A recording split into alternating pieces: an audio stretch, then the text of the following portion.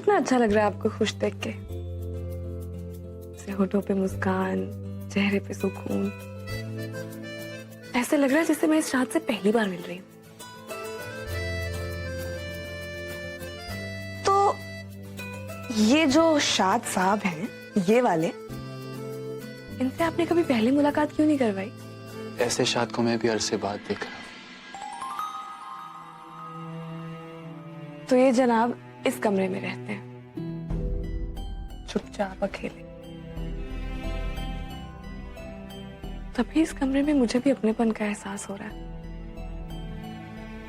माँ की गोद में अपनापन महसूस नहीं होगा तो और क्या होगा जन्नत? मतलब?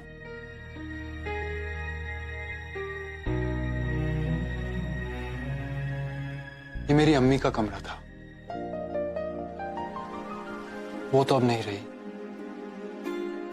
लेकिन इस कमरे में उनकी खुशबू है, उनकी मोहब्बत है, उनकी यादें हैं। इस कमरे में जब भी आता हूं तो ऐसा लगता है कि अपनी अम्मी की गोद में बैठा हूं। इन दीवारों को छूता हो तो ऐसा लगता है कि उनका दामन वापस से थाम लिया है। पूरा एपिसोड देखिए ZEE5 पर।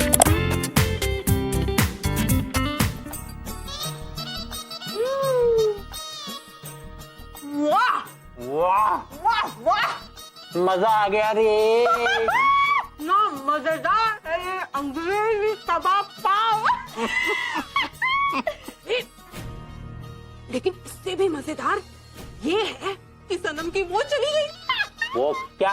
अरे वो जो कभी कभी मेरी जाती है उसकी तो पूरी चली गई। याददार। पूरा फिल्मी सीन हो गया। सनम जन्नत बन गई। कितना अच्छा लगता है ना, दिल को कितना सुकून मिलता है जब सर से बुरी बला टल जाती है। जैसे अल्लाह ने इनके सर से बुरी बला टाल दी, उसको किसी और के गले में बांध दिया।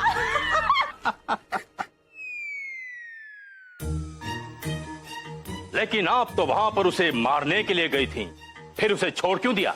अरे तुम्हारे पास तो एक अच्छा मौका था, तुम उसे मार देती और उसे याद भी नहीं रहता कि उसे किसने मारा है। जन्नत,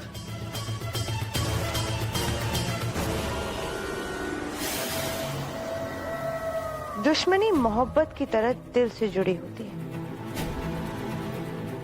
तभी तो सर चढ़कर बोलती है। सनम से मेरी दुश्मनी की वजह उसके दिल में आहिल की मोहब्बत है, लेकिन सनम तो अब सब कुछ भूल गई। वो तो वैसे ही मर गई, तो जिंदा लाश को मारकर क्या करना? सो तो है, कभी कभी खोए हुए मौजे भी वापस मिल जाते हैं। अगर उसकी याददाश्त वापस आ गई तो वो आहिल से मिलने के लिए अपनी जान लगा देगी।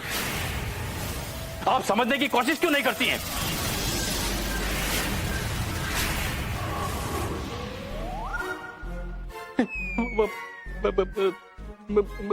मैं तो ऐसे ही पूछ रहा था। I am sorry. सनम के वापस आने तक मैं आहिल जी की वो हालत कर दूंगी कि वो सिर्फ मेरे इशारों पे नाचेंगे। मैं उन्हें इतना मजबूर कर दूंगी कि अगर सनम वापस आ भी गई तो आहिल जी उसे अपनी जिंदगी में दोबारा कबूल नहीं करेंगे। वैसे आप ऐसे क्या करने वाली हो?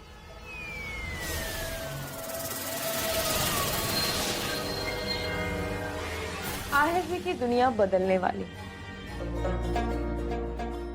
हिंदुस्तानी थी वो, उनकी पैदाइश, पढ़ाई लिखाई सब अमृतसर में हुई। उनके खानदान में बाकी के लोग बंटवारे के बाद यहाँ पाकिस्तान आ गए। मेरे नाना साहब भी यही चाहते थे कि मेरी अम्मी यही पाकिस्तान में सेटल हो जाए। उन्हें यह लगता था कि अम्मी यहाँ पे खुश होगी।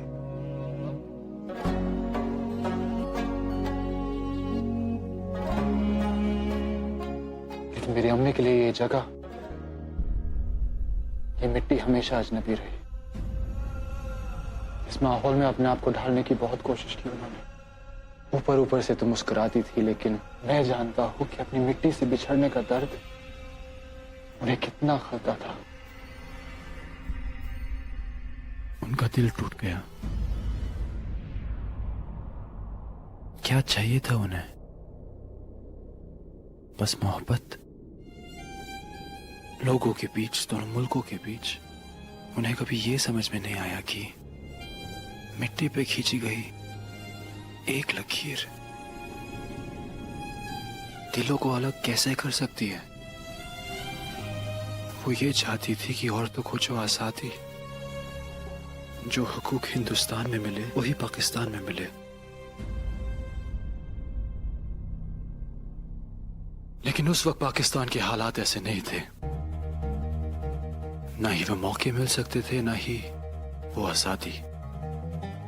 इसीलिए जब उनके आजाद ख्याल की नज़में छपे तो लोगों ने उसकी बहुत मुखालफत की। और मेरे अब्बू कभी साथ नहीं दिया उनका। एक हमसफर होने के बावजूद अपने आप को हमेशा तन्हा महसूस करती थी। मेरी अम्मी अकेली पड़ गई थी जन्नत। और जो अकेला होता है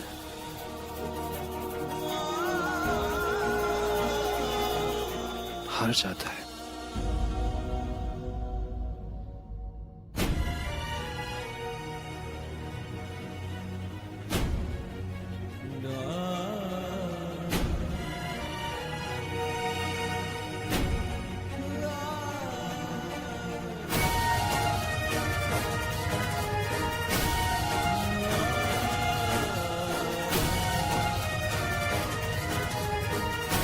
पकड़िए, पकड़िए ना शाद।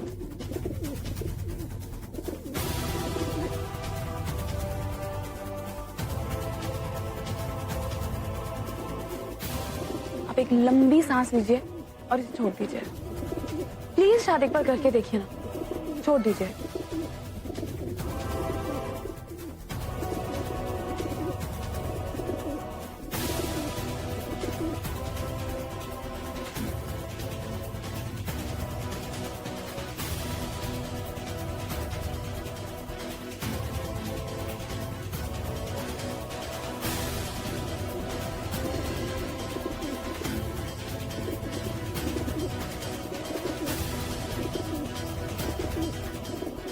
छोड़ दीजिए।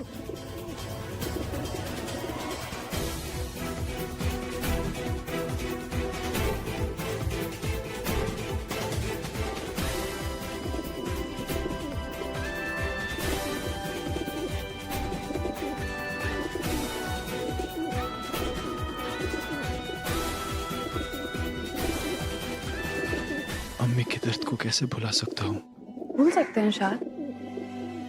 आपको उनके दर्द को नहीं, उनकी हिम्मत को याद रखना है। छोड़ दीजिए इसे, छोड़ दीजिए ना। जन्नत, खुदा के लिए छोड़ दीजिए प्लीज।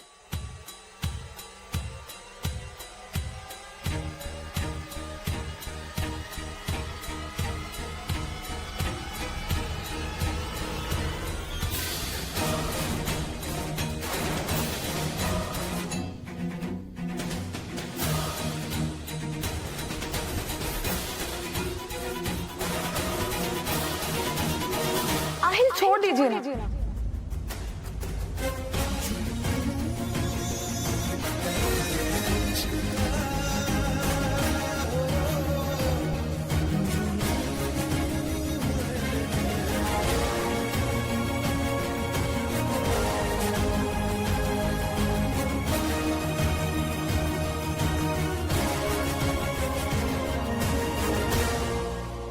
आहिल छोड़ दीजिए ना, छोड़ दीजिए ना।